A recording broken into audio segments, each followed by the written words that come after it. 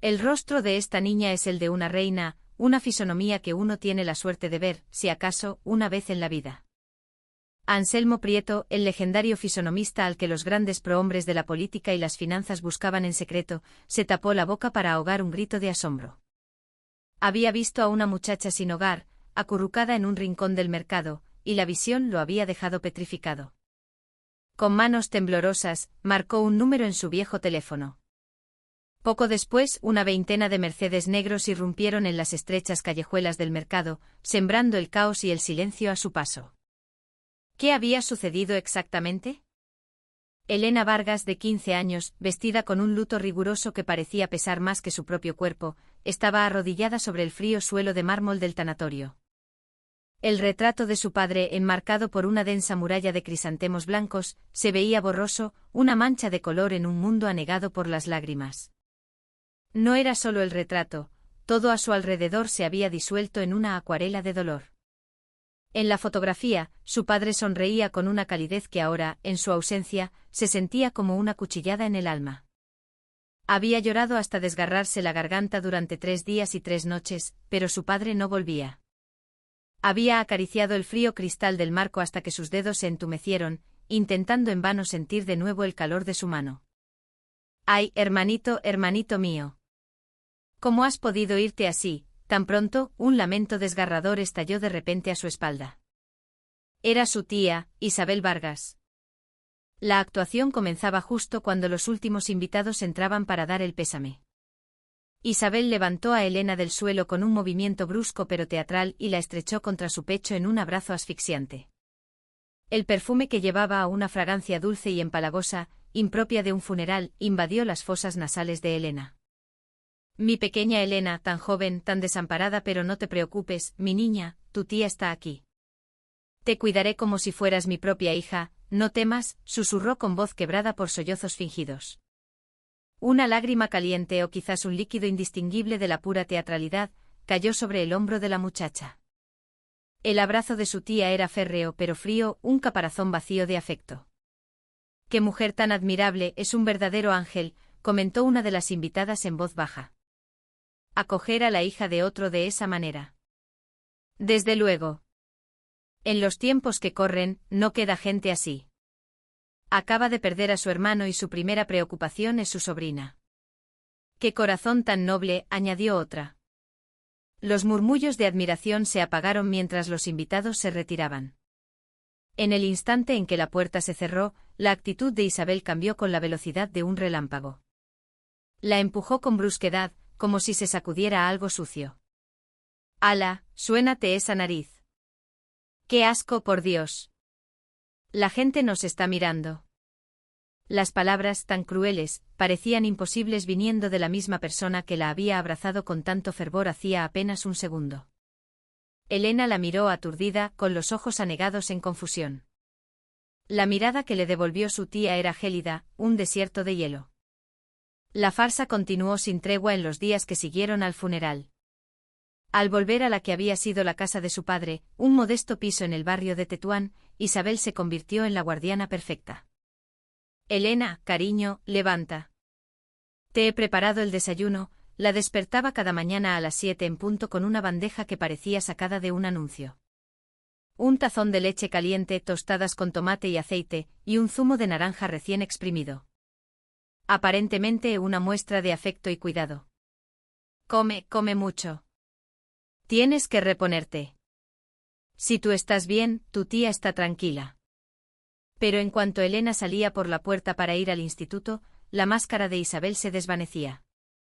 Se desplomaba en el sofá del salón, con el móvil pegado a la oreja, transformándose en una arpía consumida por la codicia. «Dígame». «Hablo con el departamento de indemnizaciones de la constructora», su voz era melosa al principio.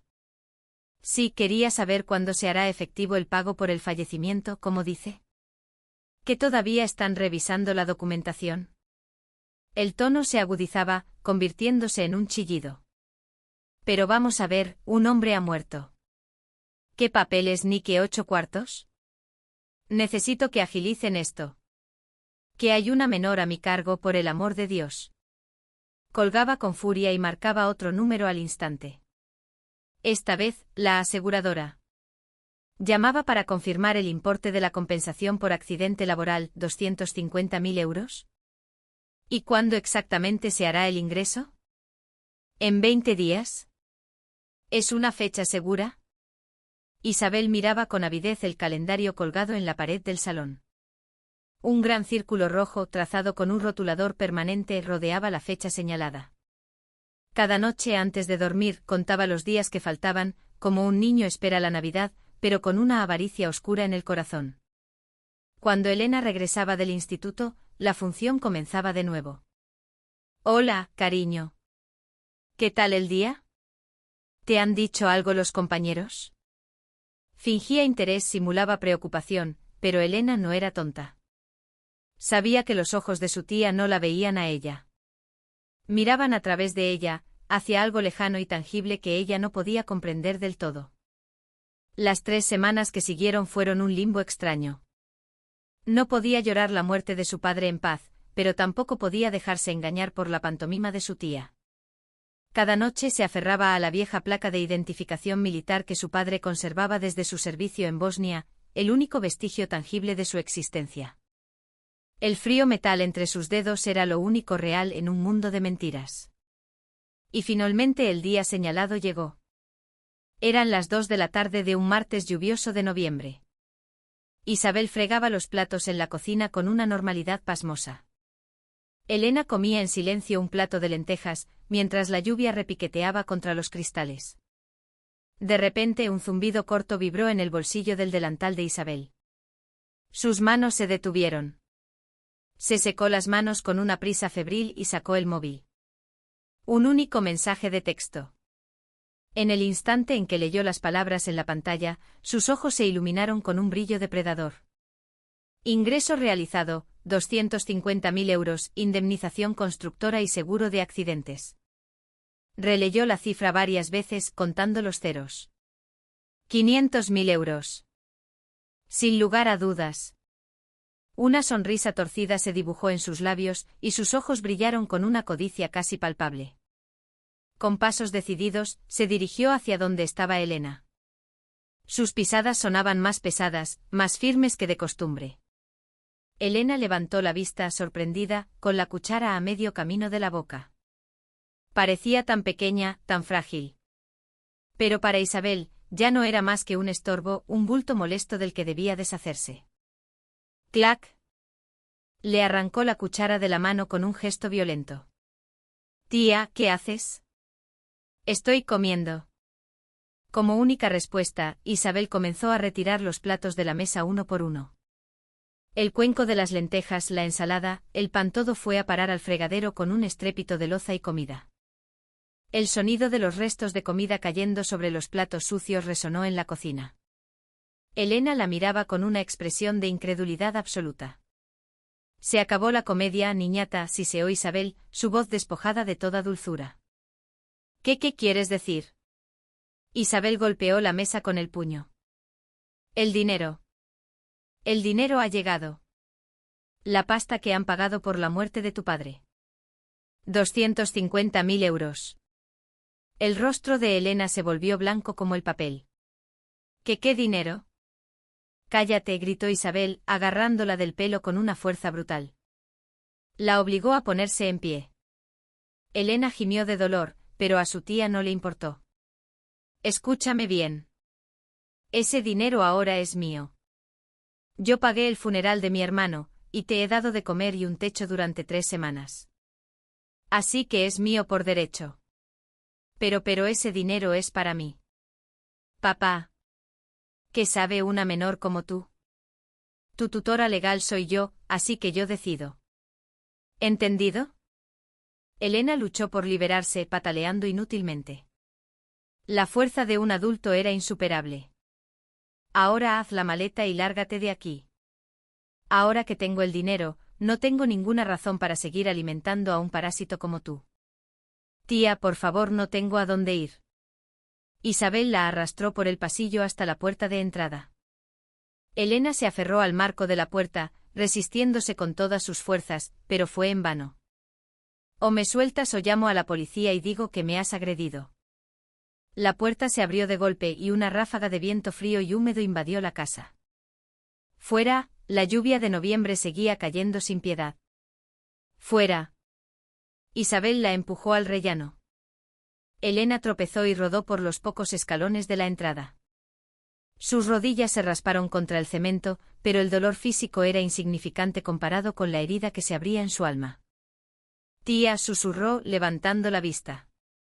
En ese momento Isabel volvió a entrar en casa y salió con un paquete de sal gorda de la cocina. Bicho asqueroso, gritó, y usando un recogedor, lanzó puñados de sal sobre Elena con una furia desmedida. Los granos blancos y gruesos se mezclaron con la lluvia, cayendo sobre su pelo, su cara, su uniforme escolar. Era un ritual cruel, un exorcismo perverso para expulsar lo que consideraba impuro. No vuelvas a acercarte a esta casa. Si te veo por aquí, llamaré a la policía y haré que te encierren en un centro de menores. ¿Me has oído? Crack. La puerta metálica se cerró con un estruendo que retumbó en todo el callejón. Elena se derrumbó en el suelo. La lluvia fría y la sal se mezclaban en su rostro, trazando surcos amargos. Intentó limpiarse, pero cuanto más se frotaba, más se extendía la sensación pegajosa y humillante. Con manos temblorosas, buscó en su bolsillo la placa de identificación de su padre. Apretó el metal, ahora helado por la lluvia. Papá, su voz se quebró en un susurro. Abandonada bajo la lluvia, una niña de 15 años. Acababa de perder a su padre y 3 semanas después también su hogar. Su uniforme estaba empapado, y el viento de noviembre le calaba hasta los huesos. Pero no era el frío lo que más dolía. Era la traición. La certeza de haber sido abandonada por la única familia que le quedaba le desgarraba el corazón. Se levantó lentamente. No tenía a dónde ir. Salió del callejón y caminó hacia la gran avenida. La gente pasaba a su lado protegida por sus paraguas, indiferente a la figura empapada de una niña que acababa de empezar su vida en la calle. Empapada y temblando, Elena caminaba sin rumbo por las calles de Madrid. Eran poco más de las 3 de la tarde. La lluvia había amainado, pero su ropa seguía chorreando y el frío viento de noviembre se le metía en los huesos. Mientras deambulaba por una gran avenida, vio una tienda de conveniencia abierta 24 horas. Un cartel en la puerta de cristal llamó su atención: se busca empleado. Turno de noche preferente. Quizás allí, al menos, podría resguardarse del frío. Empujó la puerta y una bocanada de aire cálido la envolvió. Detrás del mostrador, un hombre de mediana edad la miró de arriba a abajo con desconfianza. El uniforme mojado, el pelo revuelto, el rostro pálido. Era evidente que no era una clienta normal. ¿Qué quieres, niña?, preguntó con voz áspera. Yo me gustaría trabajar. El anuncio. La expresión del hombre se endureció. ¿Cuántos años tienes? 15, no 16, mintió torpemente. El hombre soltó una risita. A ver, el DNI. Con manos temblorosas, Elena sacó su carné de estudiante del bolsillo. El hombre lo examinó. 15. ¿Tienes autorización de tus padres? Sin eso, es ilegal. Si te contrato y me pillan, el que se busca un lío soy yo. Le devolvió el carné con un gesto de desdén. Búscate otra cosa. Aquí no. Por favor, señor. Haré lo que sea. Limpiar, reponer, soy muy trabajadora, suplicó con desesperación. ¿No me has oído? Largo de aquí. Al salir de la tienda, no se dio por vencida.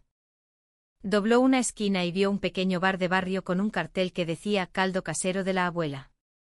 El vapor que se escapaba por la rendija de la puerta olía a gloria. Su estómago rugió, pero encontrar un trabajo era más urgente.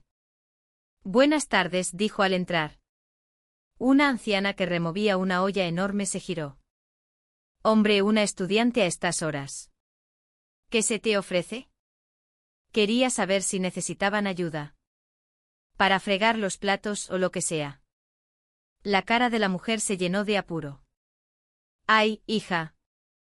¿Cuántos años tienes? 15. La anciana chasqueó la lengua. Imposible. Contratar a una menor sin papeles es buscarse la ruina. Una inspección y me cierran el negocio. Lo siento, pero no puede ser. Por favor, señora, de verdad que lo necesito. He dicho que no. Vete ahora mismo. Su voz se volvió cortante, casi tan cruel como la de su tía. El sol comenzaba a descender en el cielo gris. Eran las 5 de la tarde y Elena había recorrido medio barrio sin éxito. La temperatura bajaba a medida que la oscuridad se cernía sobre la ciudad. A las 7 se encontró frente a la entrada de la estación de metro de Cuatro Caminos. Al menos allí abajo haría calor. Entró y el bullicio de la hora punta la envolvió. Se refugió en los baños para evitar las miradas de los guardias de seguridad. El reflejo que le devolvió el espejo era desolador, el pelo enmarañado, el uniforme sucio, la cara manchada de lágrimas secas. Con ese aspecto, nadie le daría una oportunidad. El hambre era un nudo doloroso en su estómago. El rugido de sus tripas resonó en el silencio del baño. Abrió el grifo y bebió agua del hueco de sus manos. Un sorbo, 2, 3 intentando llenar el vacío. Nunca había imaginado que el agua pudiera tener un sabor tan amargo a soledad. Se lavó la cara, se arregló el pelo como pudo y estiró las arrugas de su uniforme. De vuelta en los pasillos de la estación, el calor era un alivio, pero no podía quedarse allí para siempre. Los vigilantes ya la miraban con recelo. A las 11 de la noche el último tren se acercaba. Un anuncio por megafonía instaba a los últimos viajeros a abandonar la estación. No tuvo más remedio que salir de nuevo al frío de la noche. Ya no quedaban refugios. Sin dinero para un albergue y con el metro cerrado, estaba completamente sola. El aire gélido la golpeó con fuerza. Sus pies, casi por instinto, la llevaron hacia el mercado de maravillas. Lo había visto durante su peregrinaje diurno. Era un laberinto de puestos y callejones, un lugar donde quizás podría encontrar un rincón para pasar la noche sin ser vista. Al adentrarse en el mercado, la oscuridad era casi total. Todos los puestos estaban cerrados con persianas metálicas y apenas había unas pocas farolas encendidas. Se dirigió a la parte trasera de las pescaderías. Había un pequeño tejadillo que la protegería si volvía a llover. Encontró una pila de cajas de poliestireno vacías. El olor a pescado era penetrante, pero era el único lugar que ofrecía algo de protección contra el viento. Se acurrucó en el hueco entre las cajas, un espacio tan pequeño que no podía ni estirar las piernas. Arrastró unos trozos de cartón y se tapó con ellos a modo de manta. No daban calor, pero algo era algo. Abrazó sus rodillas y hundió la cara en ellas. Quería llorar, pero ya no le quedaban fuerzas. Buscó en su bolsillo, sus dedos encontraron la placa fría de su padre. La apretó con fuerza. «Papá, tengo mucho frío», murmuró en la oscuridad. Cerró los ojos no para dormir, sino para desear que el tiempo pasara más deprisa. La noche fue una eternidad, una batalla silenciosa contra el frío, el miedo y el hambre. Alrededor de las 5 de la madrugada, los primeros sonidos rompieron el silencio. El motor de un camión, las voces de los comerciantes. Elena se despertó, si es que había llegado a dormirse. Todo su cuerpo estaba dolorido y entumecido. Salió de su escondite y caminó pesadamente hacia la salida del mercado. Era la hora de ir al instituto. Por pura inercia, sus pies tomaron esa dirección. Los primeros rayos de sol comenzaban a iluminar las calles. Vio a otros estudiantes con sus uniformes limpios y sus mochilas, caminando con energía. Hasta ayer, ella había sido una de ellos. Cuanto más se acercaba al instituto, más pesados se sentían sus pies. Tenía que ir. Quizás podría hablar con su tutora, pedir ayuda, o al menos descansar un rato en la enfermería. Pero se detuvo en seco a 100 metros de la puerta. ¿Qué toca a primera hora? ¿Matemáticas? ¿Qué rollo? ¿Hiciste los deberes? 2 chicas de su clase pasaron a su lado, riendo, cogidas del brazo. Una escena cotidiana, normal. Elena se miró a sí misma. El uniforme arrugado, el pelo sucio y, sobre todo, el olor. El olor a pescado impregnaba cada fibra de su ropa. No podía entrar así en clase. Oye, ¿esa no es Elena? La voz de un compañero la hizo encogerse. Se escondió detrás de una farola, con el corazón latiendo a 1000 por hora. ¿Qué dirían si la vieran? ¿Qué le preguntarían? ¿Les contaría que su padre había muerto, que su tía le había robado y la había echado a la calle? No. No quería su lástima. No quería mostrarse en ese estado tan miserable. El orgullo de sus 15 años, herido pero no muerto, se lo impedía. Elena. Elena Vargas. La voz se acercaba. No podía dudar más. Con lágrimas de rabia y humillación, dio media vuelta y echó a correr en dirección contraria. De vuelta al mercado. Corrió sin aliento, sin importarle el dolor en el pecho, solo para escapar de esas miradas. Las lágrimas se mezclaban con el sudor en su rostro. Al llegar, se desplomó en el suelo, exhausta. No podía ir a la escuela, no podía encontrar trabajo, no podía dormir en un lugar cálido. Estaba verdaderamente sola. Papá, ¿qué hago ahora?, susurró sacando la placa. Las letras desgastadas, Javier Vargas, apenas se distinguían. Si él estuviera vivo, el segundo día de su nueva vida estaba comenzando, y Elena no podía saber que ese mercado, su refugio y su prisión, estaba a punto de convertirse en el escenario que cambiaría su destino para siempre. Tras renunciar a ir al instituto, Elena regresó al mercado, y se dejó caer en el mismo rincón de la noche anterior. El bullicio matutino estaba en pleno apogeo. Vendedores gritando ofertas, clientes regateando, el ir y venir de carretillas cargadas de mercancía. En medio de esa vibrante escena de vida, la figura encogida y sucia de Elena con su uniforme escolar era una nota discordante y trágica. Temerosa de las miradas, se arrastró de nuevo detrás de las cajas de poliestireno. ¿Qué estoy haciendo aquí?, se preguntó abrazando sus rodillas. La desesperación era un pozo sin fondo. Fue entonces cuando lo oyó. Tac, tac, tac. El sonido rítmico de un bastón sobre las baldosas del mercado. Se acercaba. Vaya, vaya, el negocio florece desde primera hora, dijo una voz grave y serena. Pertenecía a un anciano de unos 70 años, impecablemente vestido con un abrigo de paño y una bufanda de lana. Se apoyaba en un elegante bastón de madera de nogal mientras paseaba por los pasillos con calma. Era Anselmo Prieto, una leyenda en el barrio. Muchos decían que tenía el ojo de Dios, una capacidad casi sobrenatural para leer el alma de las personas en sus rostros. Don Anselmo, que madrugador hoy también, le saludó el dueño de la pescadería. Por supuesto, hijo. La mañana es el mejor momento del día. El carácter de una persona, como el buen pescado, se aprecia mejor con la luz del alba. Anselmo continuó su paseo. Al pasar junto a la pescadería, justo frente al escondite de Elena, se detuvo en seco. Un leve crujido, el sonido de Elena moviéndose entre los cartones, había captado su atención. Sintió una energía extraña, una presencia que no cuadraba en el tapiz habitual del mercado. ¿Hay alguien ahí?, preguntó con una voz suave pero que imponía un respeto inmediato. Elena contuvo la respiración, pero ya era tarde. Con la punta de su bastón, Anselmo apartó con delicadeza una de las cajas, revelando la figura acurrucada de la muchacha. «Dios santo», exclamó el anciano. Una niña con el uniforme sucio, escondida como un animalillo asustado. La imagen era la de una fugitiva, una sin techo. Pero los ojos de Anselmo veían mucho más. Se quitó las gafas, las limpió con un pañuelo, se las volvió a poner.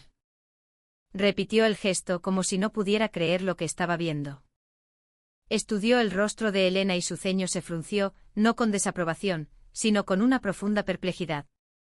A pesar de la suciedad y el desamparo, su frente era amplia y despejada, sus ojos, aunque tristes, albergaban una profundidad y una inteligencia notables, la línea de su nariz era recta y sus labios, aunque pálidos, dibujaban una línea de firmeza. Y sobre todo, su mirada. Una mirada que, a pesar del sufrimiento, conservaba una luz pura e inquebrantable. El rostro de una reina, susurró para sí mismo. Una fisonomía real. Era un rasgo extraordinariamente raro. En toda su vida dedicada a observar a la gente, solo lo había visto en un puñado de ocasiones, siempre en personas destinadas a la grandeza. Pero, ¿qué hace una reina en un basurero? Volvió a examinar sus facciones y de repente sus ojos se abrieron de par en par. Esa mirada la había visto antes. En algún lugar hacía mucho tiempo. No puede ser, murmuró. Se fijó en la intensidad de sus pupilas, en esa mezcla de vulnerabilidad y una fuerza indomable. Esa mirada le trajo a la memoria a un hombre al que nunca había podido olvidar. Un hombre al que el gran Arturo de la Fuente llevaba buscando media vida. Era idéntica a la de Javier Vargas, el héroe que salvó la vida del magnate. Un temblor recorrió las manos de Anselmo. Esperanza y duda luchaban en su interior. ¿Y si es ella? ¿Y si es la hija de aquel hombre? Buscó su viejo móvil en el bolsillo. Pero antes de marcar, volvió a mirar a Elena. No podía tomar una decisión precipitada, no podía jugar con las esperanzas de Arturo de la Fuente una vez más. En ese preciso instante un rayo de sol matutino se coló por un tragaluz del mercado e iluminó el rostro de la niña. Oh, Anselmo dio un paso atrás, asombrado. Bajo la luz directa, la apariencia de Elena se transformó. El polvo y la suciedad no podían ocultar la nobleza innata de sus rasgos. La frente alta, la nariz delicada, los labios firmes y por encima de todo, esos ojos.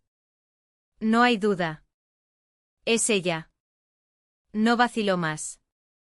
Con manos temblorosas, marcó el número directo del despacho de Arturo de la Fuente, presidente del Grupo de la Fuente. Mientras el teléfono sonaba, en la última planta de la Torre de Cristal, en el Paseo de la Castellana, Arturo de la Fuente contemplaba Madrid desde su imponente despacho. Señor, es don Anselmo, anunció su asistente personal.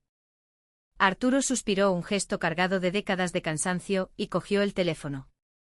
Anselmo. Arturo. Arturo, lo he encontrado, la voz excitada del anciano estalló al otro lado de la línea. Estoy en el mercado, he visto a una niña. Tiene la misma mirada que Javier Vargas. El rostro de Arturo se endureció. Otra vez con eso, Anselmo. No, esta vez es diferente, te lo juro. En toda mi vida solo he visto esa mirada en Javier. La voz de Anselmo vibraba con una certeza absoluta. Arturo dejó la pluma con la que firmaba unos documentos. Su vista se desvió hacia una vieja fotografía enmarcada sobre su escritorio. Eran él y Javier, muy jóvenes con el uniforme militar. Anselmo dijo con voz queda, ¿sabes a cuántas personas has creído reconocer en los últimos 30 años? 27, respondió el anciano sin dudar. 27 esperanzas. Y 27 decepciones. Por favor, déjalo ya. Pero Anselmo no se dio por vencido. Arturo, esta niña tiene el rostro de una reina. Parece tener unos 15 años. Una reina, la mención de ese término sacudió a Arturo. Anselmo solo lo había usado 3 veces en su vida, y las otras 2 personas eran ahora 2 de las figuras más poderosas de España. ¿Y qué hace una niña con esos rasgos en un mercado? Además, es una niña. ¿Qué tiene que ver con Javier?, preguntó con escepticismo. No lo entiendes, insistió Anselmo. En la fisonomía, existe lo que llamamos la herencia de los rasgos. La energía de los padres se transmite a los hijos. La estructura ósea de esta niña, la forma de sus ojos no es una simple coincidencia. Es la fuerza de la sangre, de la genética. Es como si la hubieran hecho con el mismo molde que su padre. La voz de Anselmo temblaba. Si Javier Vargas formó una familia, estoy casi seguro de que esta niña es su hija. Arturo se quedó sin palabras. ¿Una hija? Nunca había contemplado esa posibilidad. Siempre había buscado a un hombre. ¿Estás completamente seguro, Anselmo? Me juego mi reputación y mi vida. Esta niña es sangre de la sangre de Javier Vargas. Esa mirada, esa aura, no hay otra explicación. La mano de Arturo comenzó a temblar. Un impulso irrefrenable de salir corriendo hacia el mercado lo invadió, pero el peso de 30 años de frustraciones lo ancló a su asiento. Si esta vez también era una falsa alarma, sentía que no podría soportarlo. Luchando por controlar su emoción, respondió con una frialdad forzada. Anselmo, obsérvala un poco más. No hagas nada hasta que tengamos una prueba irrefutable. ¿Entendido, Arturo? Entendido. Anselmo colgó decepcionado pero comprensivo. Se retiró unos pasos y se ocultó tras una columna, sin perder de vista a Elena. Tiene que ser su hija, se repitió. El mercado se volvía cada vez más ruidoso, pero para Anselmo solo existía la figura frágil de aquella niña. El frío de la mañana se intensificaba. Elena se subió el cuello de la chaqueta del uniforme para protegerse. En ese movimiento, algo brilló a la luz del sol. Los ojos de Anselmo se abrieron como platos. Colgando del cuello de la niña, había una cadena de plata. Una placa de identificación militar. Vieja, desgastada, pero inconfundible. No puede ser, el corazón de Anselmo empezó a latir con una fuerza desbocada. Era una placa antigua, del modelo que ya no se usaba. No podía aguantar más. Salió de su escondite y se acercó a Elena con decisión. El sonido de su bastón alertó a la niña, que se sobresaltó y agarró un trozo de cartón para usarlo como escudo. «Aléjese. No se me acerque», gritó con voz temblorosa. Anselmo levantó las manos en un gesto tranquilizador. «Tranquila, pequeña. No voy a hacerte daño». «Eso dicen todos», replicó ella, encogiéndose aún más. Solo tengo curiosidad por eso que llevas al cuello», dijo Anselmo, con la voz entrecortada por la emoción. Elena se tocó la placa instintivamente. «¿Esto?» «Sí, eso. ¿Podría verlo un momento?» La niña lo miró con desconfianza, pero en los ojos del anciano solo había una súplica sincera. «Es de mi padre. No se lo puedo dar». Lo sé. No te lo quitaré, te lo prometo. Solo un vistazo». Tras una larga vacilación, Elena le tendió la placa sin soltar la cadena.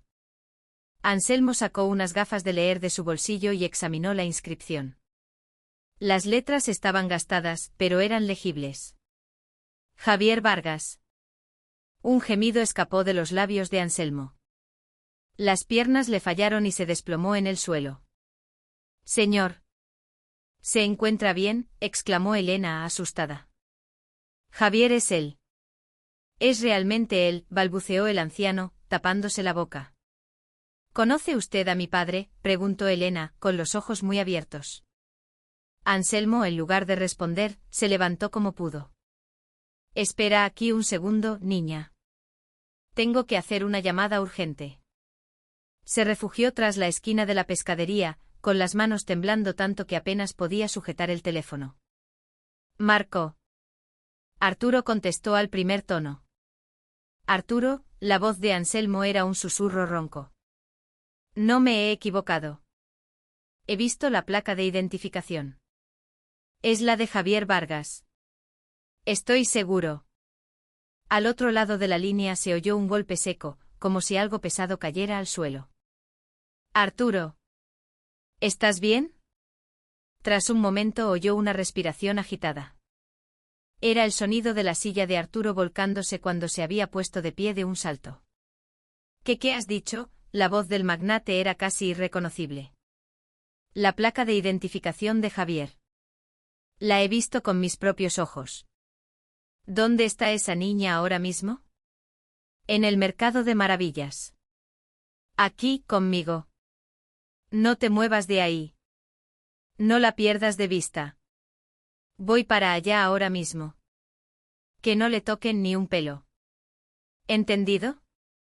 «Descuida. La protegeré con mi vida». Anselmo colgó y volvió a donde estaba Elena. Pero ella ya no estaba allí. El pánico le heló la sangre.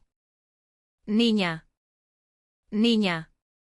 Afortunadamente la vio a pocos metros, mirando con anhelo el vapor que salía de un puesto de caldos. «Pobrecilla, se muere de hambre». Se acercó a ella. «Perdona la tardanza, niña». Sacó unos billetes de su cartera. «Toma. Cómprate un buen caldo caliente». Elena dudó, pero el rugido de su estómago fue más fuerte. Gracias. Anselmo la vio entrar en el pequeño local. Aguanta un poco más, Arturo. Ya casi ha terminado la espera. Se sentó en un banco cercano, sin quitarle los ojos de encima. Mientras tanto, en la torre de cristal, Arturo de la Fuente, con el teléfono aún en la mano, miraba por la ventana sin ver nada. 30 años. 30 años buscando al hombre que le salvó la vida. Y ahora, por fin, una pista real. Quiso salir corriendo, pero algo lo detuvo. ¿Por qué la hija de Javier estaba viviendo en la calle? Si Javier estuviera vivo, jamás lo permitiría. Pulsó el intercomunicador. Mateo. Ven a mi despacho ahora mismo. En menos de un minuto su jefe de seguridad estaba allí. Moviliza a un equipo. Ahora mismo, la voz de Arturo era un témpano de hielo. Quiero a nuestros mejores hombres en el mercado de maravillas. Disfrazados de comerciantes, de mozos de almacén, lo que sea. Que vigilen a una niña de 15 años. No pueden perderla de vista ni un segundo. Y quiero un informe completo. ¿Por qué está en la calle? ¿Quién es su tutor legal? ¿Dónde está su familia? Tienes 3 días. 1 hora más tarde, una furgoneta destartalada aparcaba en el mercado. De ella bajaron 5 hombres con ropa de trabajo. Se dispersaron sin llamar la atención.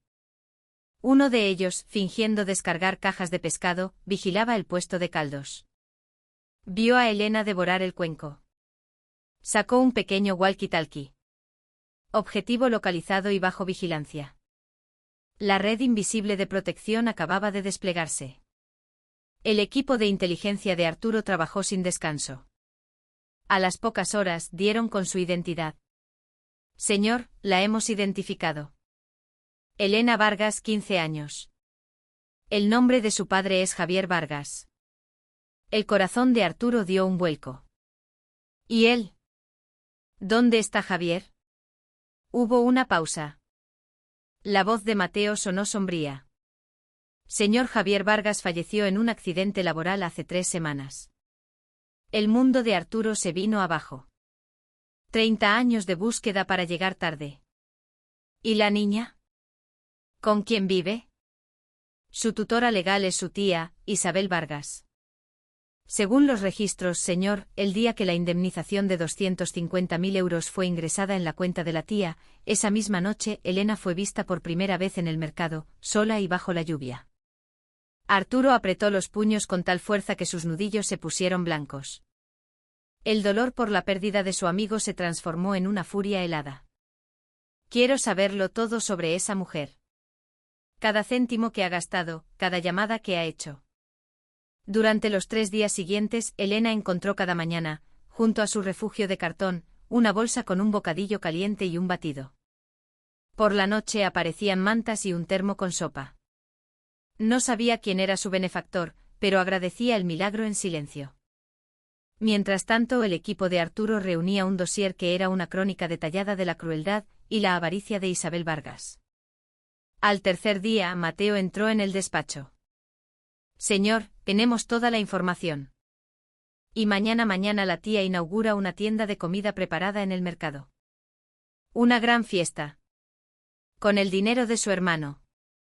Arturo miró la foto de su escritorio.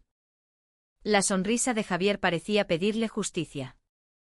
Prepara los coches, Mateo. Mañana iremos a esa inauguración. El día de la inauguración, el puesto Delicias de Isabel, en el corazón del mercado de maravillas, era un derroche de ostentación. Decenas de coronas de flores, la mayoría encargadas por la propia Isabel, flanqueaban la entrada. Isabel, embutida en un llamativo vestido de seda fucsia y enjollada como un árbol de Navidad, recibía a los curiosos con una sonrisa radiante y bandejas de canapés. ¡Qué mujer tan generosa!, decían los vecinos. Y pensar que lo hace todo por su sobrina. Sí, suspiraba Isabel con falsa modestia, mi pobre sobrina la he enviado a estudiar a un internado muy bueno en Suiza. Es lo que su padre hubiera querido. La mentira fluía de sus labios con una facilidad pasmosa. Estaba en la cima de su mundo, saboreando el triunfo de su plan. Mientras tanto, a pocos metros de allí, Elena se despertó, dolorida y hambrienta. El olor a comida de la fiesta la atrajo como un imán. Se acercó escondiéndose entre la multitud y la vio. Su tía, resplandeciente, riendo, celebrando. Y en el letrero del local, su nombre. Delicias de Isabel. La comprensión la golpeó como un puñetazo. Esa tienda, esa fiesta, todo había sido comprado con la vida de su padre. Con el corazón roto por la rabia y el dolor, se abrió paso entre la gente. Tía. Isabel se giró y su sonrisa se congeló al ver a Elena, sucia y desesperada. La agarró del brazo y la arrastró a un callejón. ¿Qué demonios haces aquí, maldita mocosa? Vas a arruinarme el día más importante de mi vida. Ese dinero era de mi padre. Era para mí, gritó Elena. Cállate, Isabel levantó la mano para pegarle. Pero Elena le sujetó la muñeca. En ese forcejeo Isabel, astuta, se dejó caer al suelo. ¡Socorro! ¡Un ladrón! Esta niña me ha atacado para robarme. La gente acudió al oír sus gritos. Vieron la escena, la pobre mujer de negocios en el suelo y la niña sucia y de aspecto salvaje. La historia de Isabel sobre su sobrina delincuente que había huido de casa y ahora volvía para extorsionarla fue creída por todos. No es verdad. Ella me echó de casa, sollozaba Elena. Nadie la creyó. Justo cuando dos policías de barrio, alertados por el jaleo, se disponían a llevársela, un rugido grave y profundo silenció el mercado. El sonido de motores potentes. Una procesión de vehículos negros y relucientes comenzó a entrar en el estrecho pasillo del mercado, apartando a la gente como un rompehielos.